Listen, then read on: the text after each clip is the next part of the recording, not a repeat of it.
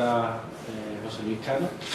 Tenemos en este como protagonista a María Platero, ella es cireña, y bueno, y al otro lado, compañero de la casa, periodista, que va a la Delegación de Cultura, José Ángel Cadena. Seguro que él va a hacer una buena presentación y bueno, simplemente me llamo Fran, soy el delegado de Juventud y bueno, en representación municipal estoy aquí porque la delegada de Cultura no ha podido venir, está en el Parlamento y vengo muy gustoso. He estado hablando con ella un poquito, me he informado, he visto en Cadena SER la entrevista que le han hecho esta mañana o ayer, ¿no? Sí, sí. Y aquí, bueno, el misterio de la carátula que me gusta bastante. Y nada, un placer que haya algecireñas que cojan el libro, que empiecen a escribir y que tenga tanta aceptación. No es normal, ya digo que no es normal que haya tanta gente. O sea, eso quiere decir que hay muchos seguidores y por su familia. Entonces, bueno, desde aquí daros las gracias por acudir y ya os digo que sois unos privilegiados. Me gusta que venga gente porque hay presentaciones del libro donde desgraciadamente nos vemos 10 personas, ¿no, Cadena? O menos. O menos. Entonces me gusta, la verdad que es un gustazo hacer unas presentaciones de este tipo donde este sitio, bueno, pues se llena de gente, ¿no? Que es lo importante. Así que nada, desde de la palabra Cadena y para mí un gustazo. Muchas gracias. Muy bien, bueno, pues buenas tardes a todos. ¿Esto se oye bien? Sí. Sí, suena. Lo que tendré que acercarme a lo mejor un poquito. Bueno, yo no soy la persona más indicada para presentar un libro de María Luisa, de María Platero, por varias razones.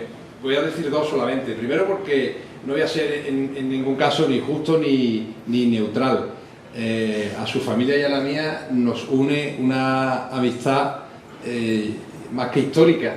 Yo tengo en un apartado de mi memoria un SEAT 133 que conducía a su madre, que yo creo que fue una de las primeras mujeres que yo vi al volante, hablamos del final de los 70, aparcado enfrente de los salesianos y en el que yo me iba todas las tardes para mi casa. Se tornaban su madre y la mía para llevarnos o traernos del colegio y me acuerdo que ese 133 rojo nos esperaba siempre en la acera del Bartolo y allí nos subíamos unos cuantos.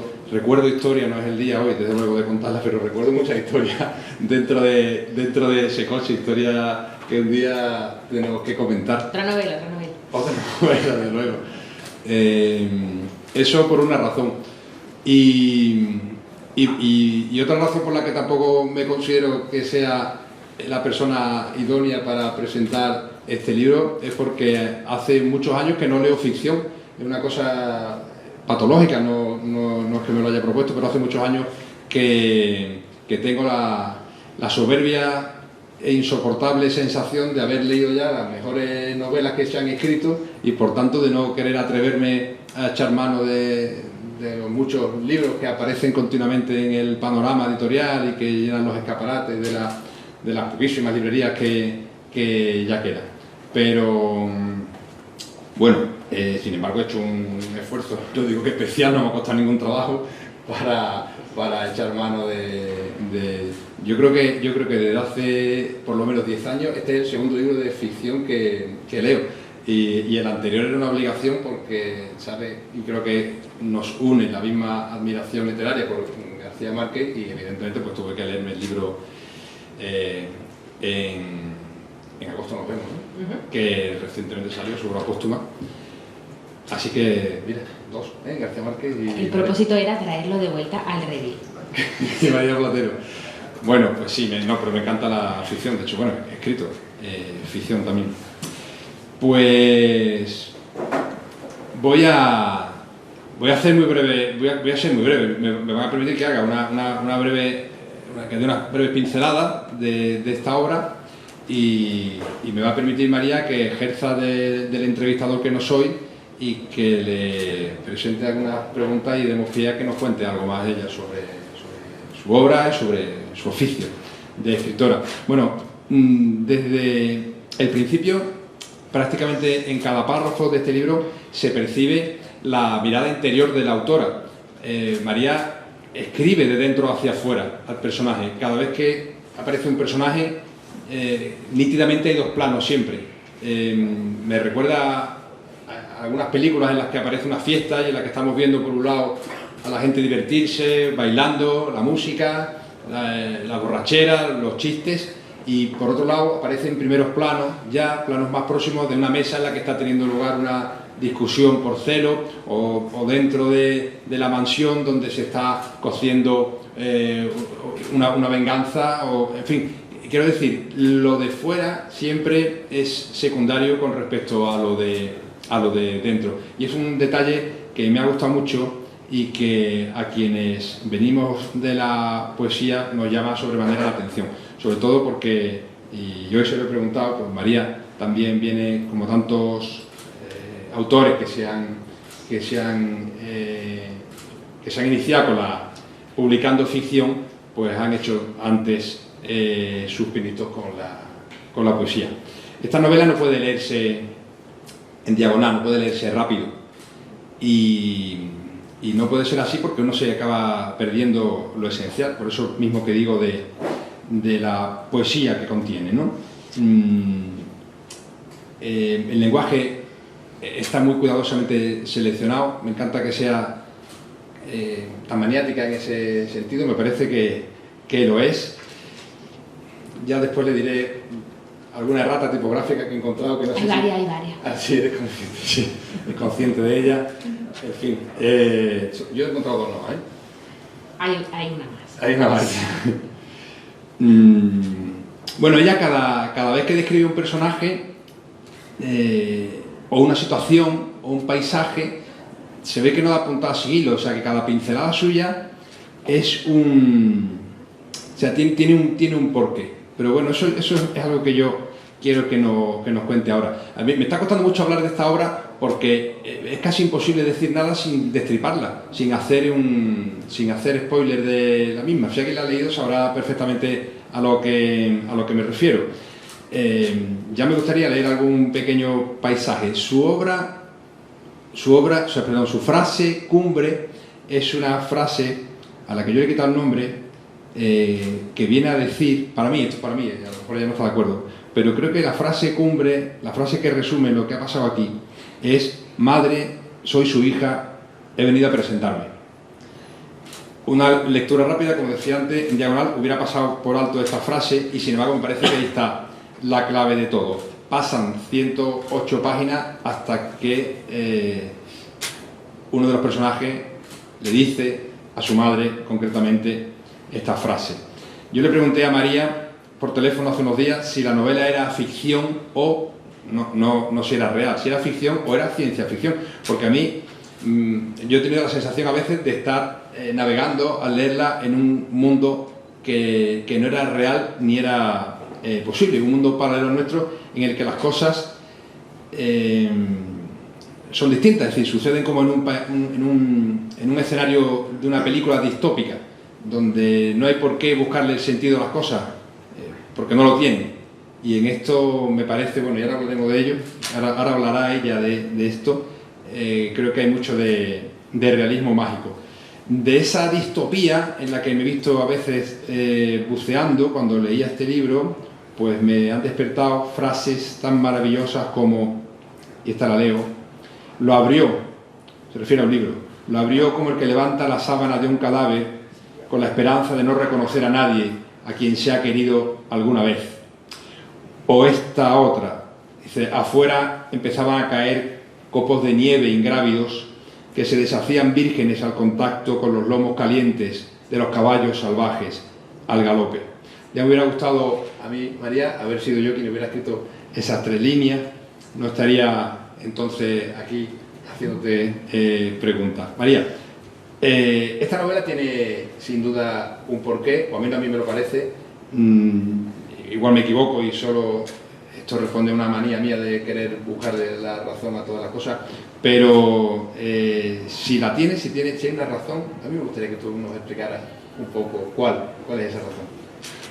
Aparte de traerte de vuelta a la ficción, Bueno, muchísimas gracias antes de nada, ¿vale? Muchísimas gracias por la premura que te han avisado, ¿vale? De estar aquí con nosotros, te lo agradezco. Bueno, vamos a ver, en esta novela sí que realmente hay mucho de lo que dices. Esta mirada que tú identificas, yo creo que bastante bien identificada, como secuencia cinematográfica, tiene mucho que ver con que yo siempre me manejo entre dos pasiones, que es la literatura y el cine, y tengo dentro tantos libros como películas. Entonces, dentro de lo que es mi narración, yo creo que es bastante, de una manera muy natural, se superponen los dos planos narrativos, ¿no? La narración literaria y la narración cinematográfica. Entonces, eso por un lado. El tema del verdadero porqué y estas sensaciones que te genera la novela, ¿no? De no tener muy claro si lo que está pasando es real, porque podría estar dentro de la realidad. Al mismo tiempo, no cumple con las normas, digamos, comunes o consensuadas dentro de lo que son las lógicas, ¿no? De los comportamientos. Y eso tiene mucho que ver con que yo creo que el único territorio donde realmente hay libertad para hacer esto es en la literatura. Desde luego en la poesía, pero también en la narrativa. Mi narrativa yo creo que es muy plástica, creo que se superpone mucho en las imágenes, y creo que eso tiene que ver porque yo construyo los personajes desde las emociones. Entonces, al construir los personajes desde las emociones, acudo a esas sensaciones en las que tú te has ido deteniendo y que te han llamado la atención. Porque ¿qué nos representa más? ¿Lo que de nosotros se ve o el detalle con el que recordamos algo? Quizás sea más representativo de cada uno. Y me hablas de realismo mágico, y García Márquez decía mucho esto de yo soy notario de la realidad, ¿no? Él decía muchas veces esto cuando le interpelaban por ese realismo, ¿no? Yo solo transmito la realidad como me la cuentan, y yo coincido evidentemente en ese planteamiento, ¿no? Él decía, no es tan importante la vida vivida, sino el recuerdo que tenemos de lo que hemos vivido y cómo contamos ese recuerdo. Y yo realmente creo que yo también escribo desde ahí, desde ese punto de partida. Aquí pasan cosas tremendas, y tú lo sabes, mejor que nadie, como si no tuvieran importancia ninguna.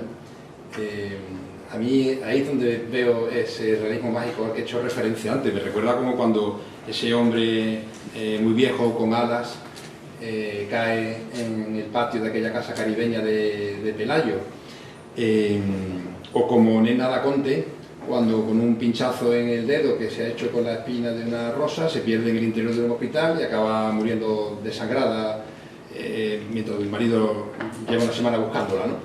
A eso me refiero. No puedo contar las cosas que suceden porque, como he dicho antes, pues acabo destripando, pero sí quería destacar que hay una magia, ¿no?, en toda esta historia. Y la pregunta que quería hacerte es si es que hay magia en tu ficción.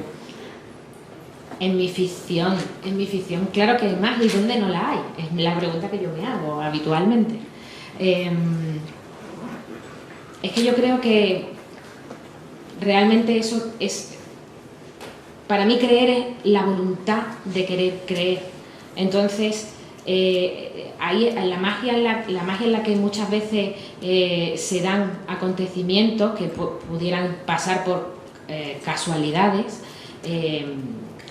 tal vez no lo son, tal vez responden a un plan que desconocemos, y ahí los elementos mágicos yo creo que son un poco el motor de que todo se vaya dando. No podemos contar nada porque realmente, y ahí te reconozco que te puse en un compromiso importante, porque presentar esta novela sin contar lo que sucede es complicadísimo, pero vamos a intentar, para quien todavía no se haya animado con esta lectura, vamos a intentar decir un mínimo, y también un poco pues traeros algo del texto, ¿no? Entonces, bueno,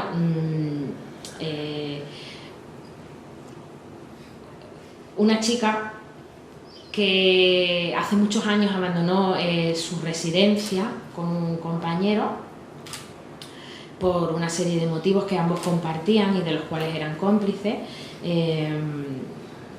Empiezan una vida nueva y en un punto, de una manera bastante brusca e inesperada, él desaparece. Lo que estoy contando es básicamente el punto de partida de la novela, tampoco estamos destripando nada. ¿Qué sucede? Que muchos años después, aquí entra el realismo mágico, muchos años después, ella recibe una llamada que la convoca a acudir a ese sitio. La convoca a acudir a ese sitio, la persona que la convoca es la única persona que tienen en común el chico que desapareció y ella.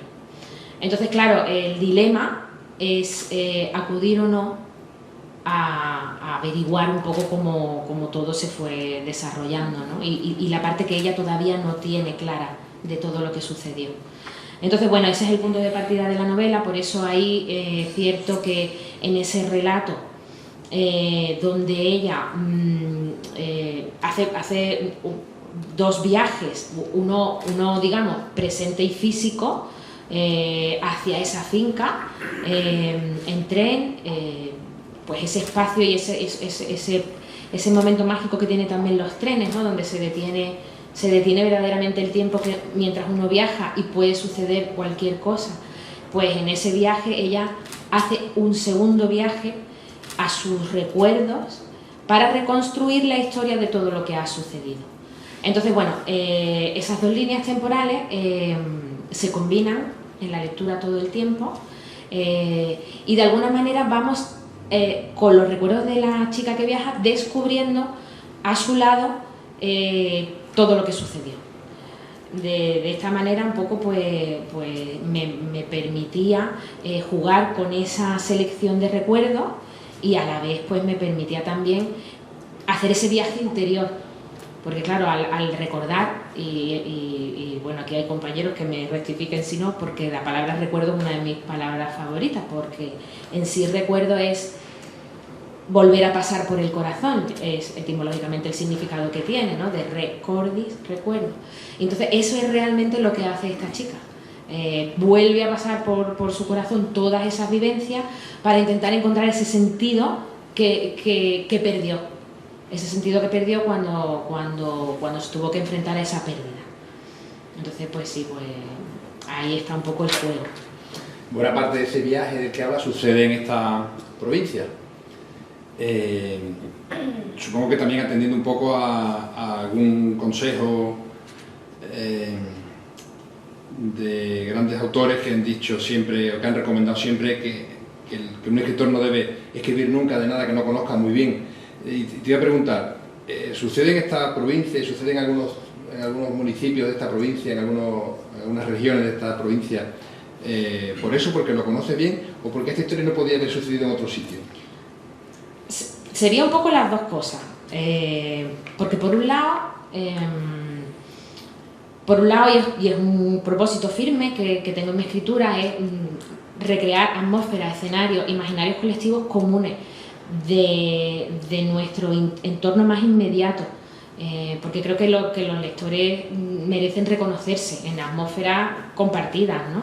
Y es un poco significativo que leamos tantas tramas que suceden en ciudades que a lo mejor ni hemos visitado, pero que parece como que uno ya tiene que saber lo que pasa en Massachusetts o lo que pasa en Nueva York o lo que pasa. Entonces, bueno, a mí se me planteó un poco la oportunidad de la novela y verdaderamente quería replicar nuestra atmósfera, ¿no? Nuestros recuerdos y elementos de los cuales nosotros tenemos una interpretación singular y de la que podemos disfrutar en la narrativa, ¿no? Y luego, por otro lado, cierto es que no es tarea sencilla escribir de algo que no se conoce. Claro, entonces cuando leáis la novela, ¿vale? Hay muchas cosas que yo tampoco conocía. Hay una documentación tremenda de un muchos aspectos que he tenido un poco pues, que yo misma formarme para luego poder relatar, ¿no? Y en sí Cádiz y no otros sitios, y claro, aquí aquí sin desvelar mucho, sí que es cierto que solo podía haber sucedido aquí por dos motivos de base y sin desvelar mucho. Hay una figura, hay un personaje secundario, ni siquiera tiene nombre en la novela, pero tiene un cargo. Y él es realmente determinante en algo que sucede en la novela, y es el obispo de Cádiz. Entonces, claro, no podía ser otro que él. Primero porque, y no quiero aburriros, pero la diócesis de Cádiz rige 4 territorios. La bahía de Algeciras, en la comarca del Campo de Gibraltar, lo que es la bahía de Cádiz, la ciudad de Ceuta, porque la diócesis está conjunta con Ceuta, y rige la zona rural de la Janda. Y como los sucesos importantes, el detonante del viaje de la protagonista sucede en una localización que es Medina Sidonia, claro, es que tenía que ser el obispo de Cádiz. Entonces, también porque Cádiz tiene una singularidad muy especial, porque es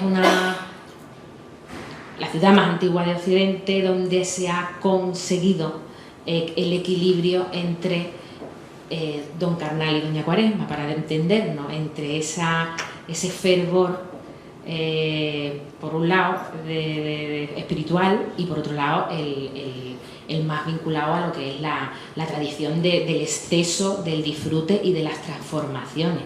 Entonces no podía ser otro sitio que Cádiz, definitivamente, para la trama de la novela. Mira, los lomos calientes, lo dije antes, los lomos calientes de los caballos salvajes al galope, a mí me parece que podría haber sido un verso de Lorca, figura por la que sé que tienes un interés más que académico, ¿no? Yo te lo agradezco, porque esto yo creo que no hay mayor piropo.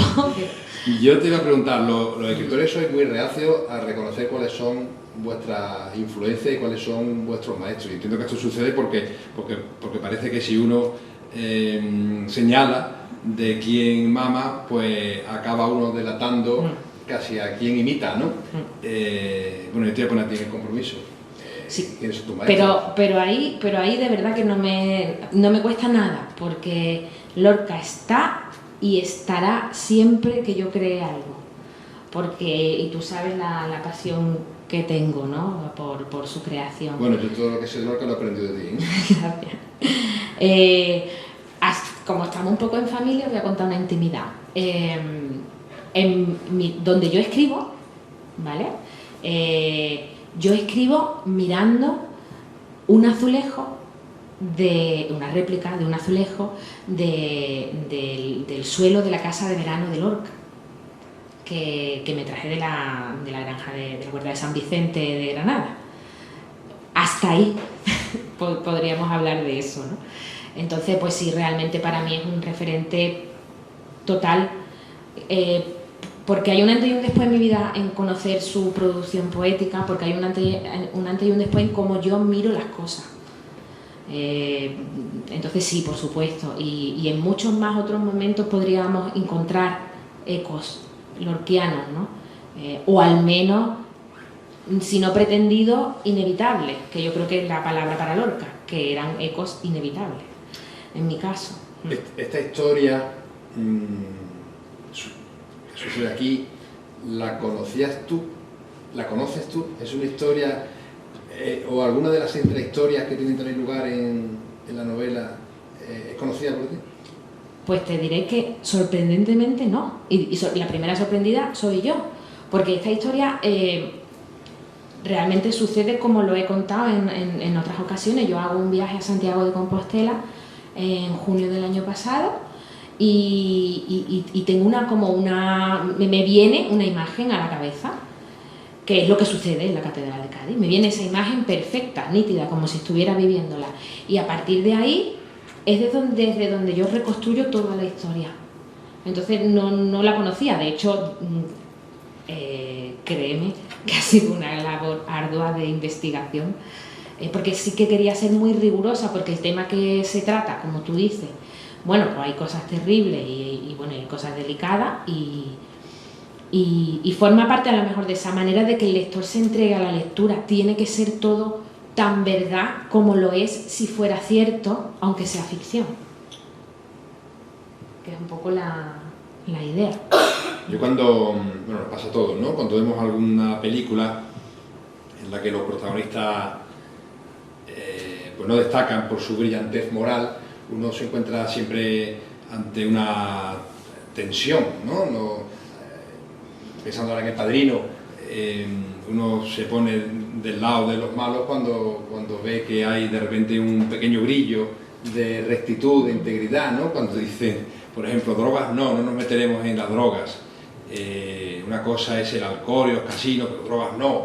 Y entonces a uno le parece adorable el personaje y 2 minutos después está diciendo, aunque sí se la podríamos vender a los negros, y entonces te parece ya abominable otra vez. Y entonces me ha pasado algo aquí también, es decir, el alma de los personajes que tú has creado es muy compleja, es rica y compleja. No sé si como el alma de la autora o como el alma de los amigos de la autora. Bueno, en realidad como todos, pero sí es verdad que está potenciado en los personajes porque lo que he dicho antes, porque el punto de partida es la emoción. Entonces, claro, la emoción, la ética y la emoción pueden ir de la mano o no. Entonces, a partir de ahí, pues un personaje se puede comportar de una manera que entra dentro del consenso común, del bien, vamos a decirlo así, o no. Y claro, de alguna manera ese es el crecimiento vital de todos, ¿no? Y los personajes, pues claro, lo tienen. Como no conocemos la historia desde origen de inicio, sino que estamos en un punto desde el cual volvemos al pasado y los personajes se van recomponiendo, pues claro, tenemos todos esos momentos cuando de repente hay muchos recuerdos infantiles, claro, y vemos esos momentos de que son niños, pues claro, le puedes reconocer la ternura, la sinceridad, la ingenuidad de esos momentos de niños, pero claro, el que lo está contando y de la manera que lo está contando igual no tiene nada de niño, ni nada de ingenuo, ni de cándido. Entonces, claro, ese equilibrio es un balanceo. Yo creo que es como un balanceo. Es un poco para permitir al lector también llenar esos huecos de todo lo que no se cuenta con su propia experiencia, porque ahí te diré que, por ejemplo, otro de mis referentes, que ya no sé si tanto en la escritura, pero sí como teoría de la escritura, que sería Valle Inclán, y sería su teoría de que las palabras son espejos mágicos, ¿no? Donde el lector al final refleja lo que tiene dentro. Entonces es un poco la idea de la novela, que es poner por delante un espejo y cada uno ve lo que tiene dentro de lo que es el desarrollo. ¿Para quién escribes, María? ¿Tú piensas en algún lector cuando estás sentada delante del teclado? Pues lo he pensado muchas veces y realmente yo creo que el motor fundamental tiene que ver con la lectura que hago yo realmente de mi propia escritura. O sea, yo pienso que lo que yo escribo le puede llegar a cualquiera hasta donde cualquiera quiera que le llegue. Es como un pacto ahí, hasta donde tú lo quieras llevar. Yo soy una lectora muy activa, a mí me gusta que me sorprendan, entonces supongo que tiene también esa parte de la escritura, ¿no? De buscar la sorpresa, porque la sorpresa no viene tanto porque algo suceda de repente. Eso no creo yo que sea una sorpresa verdadera. Una sorpresa verdadera creo yo que tiene más que ver con que sucede algo que no esperas.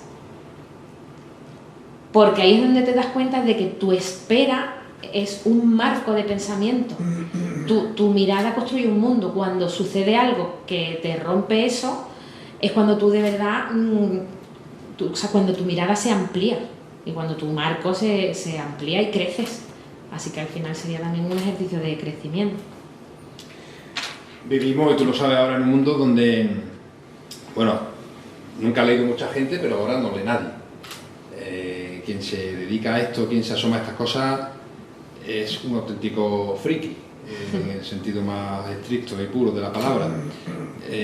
Parece que la imagen hoy lo arrastra todo, las redes sociales, la velocidad de la información, la inmediatez con la que requerimos que sucedan las cosas o con la que queremos que nos informen.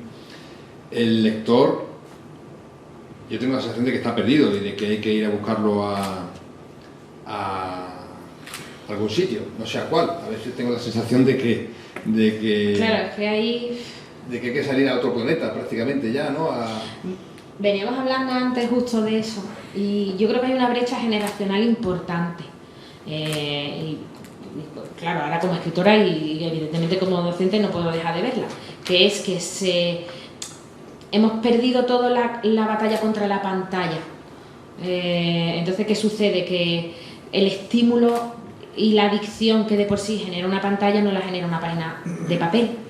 No hemos sabido transmitir eso de manera adecuada. Entonces hay una brecha generacional, tenemos como...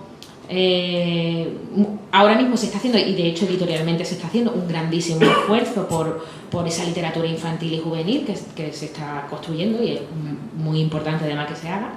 Pero verdaderamente llega tarde el esfuerzo, entonces ahora va a ser duro.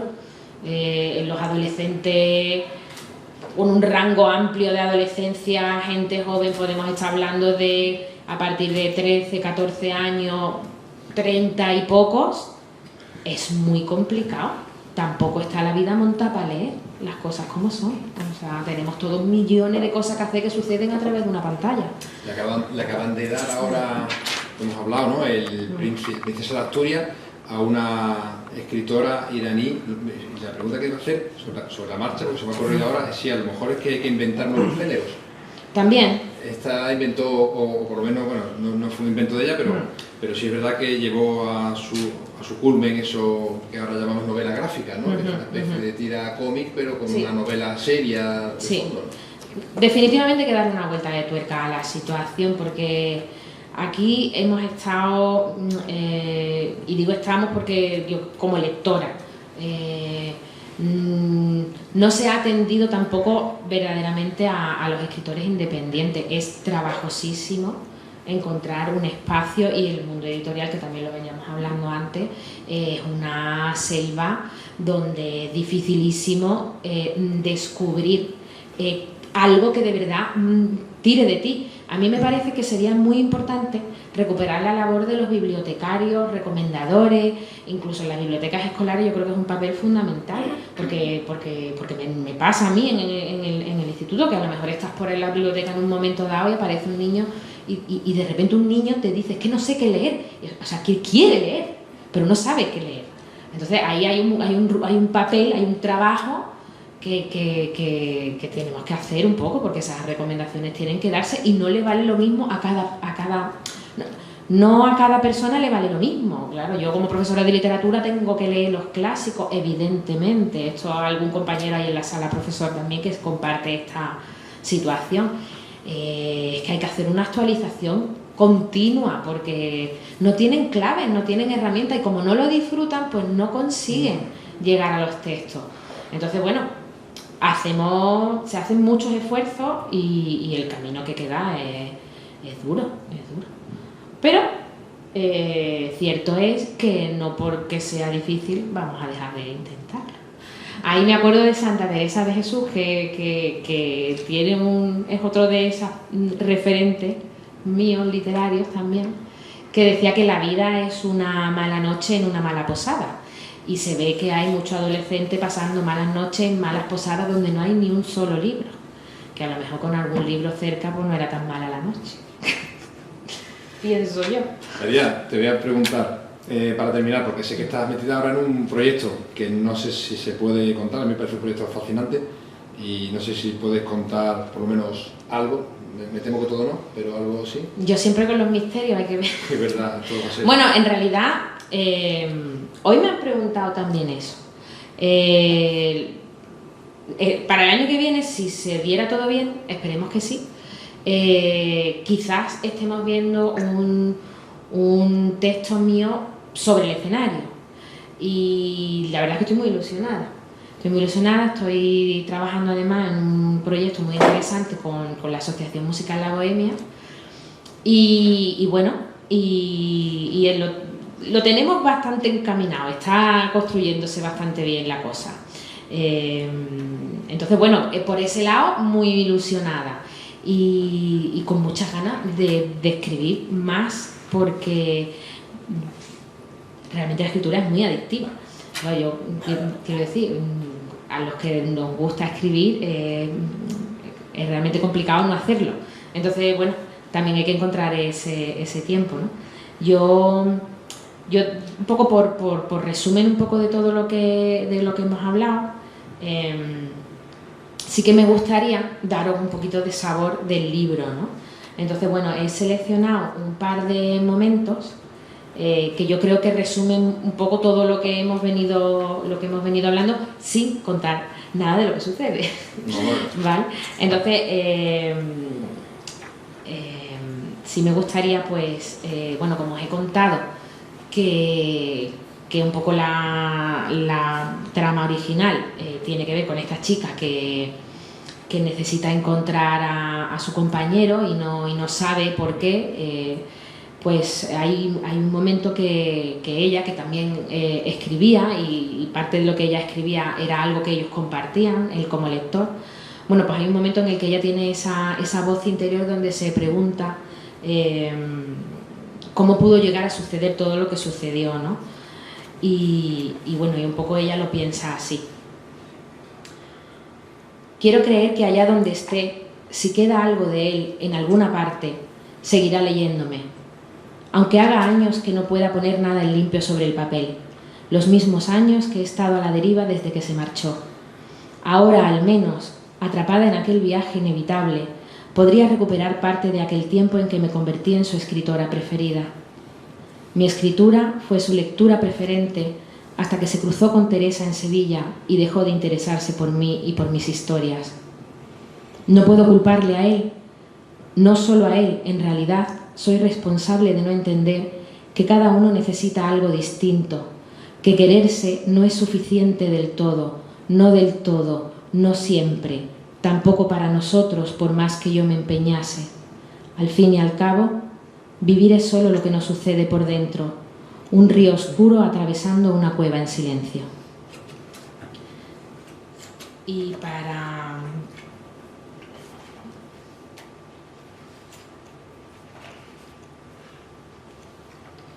terminar también, pues un poco un fragmento que en realidad habla un poco de del significado que tienen los viajes, que yo creo que también tiene un poco que ver con cómo está estructurada toda la novela, ¿no? Entonces, bueno, es un pensamiento que en realidad introduzco, mi introducción la hago como narradora. No es voz interior de ninguno de los personajes y es uno de los pocos momentos, porque verdaderamente dejo que sean ellos los que cuenten la historia. Pero aquí sí que esta voz sí es la mía. Hay algo en los viajes cuando están a punto de terminar que determina el recuerdo que después tenemos de ellos. Es el ánimo con el que enfrentamos el regreso a lo cotidiano, lo que construye el rayo verde de cada periplo, la sensación última con la que nos devolvemos a cuanto conocemos que nos hizo emprender la aventura de marcharnos. Los recuerdos nos asaltan en cascada y buscamos un anclaje, un norte, una estrella al abrir la puerta de casa y comprobar que todo sigue igual, menos nosotros, que nunca volveremos a ser los mismos.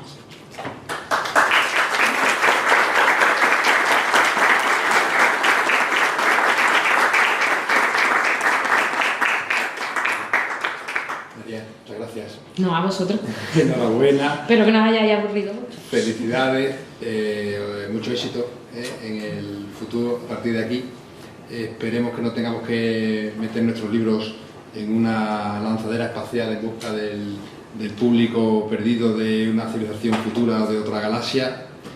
Delegado, muchas gracias por la compañía, por arroparnos en este momento tan importante para María y también para mí.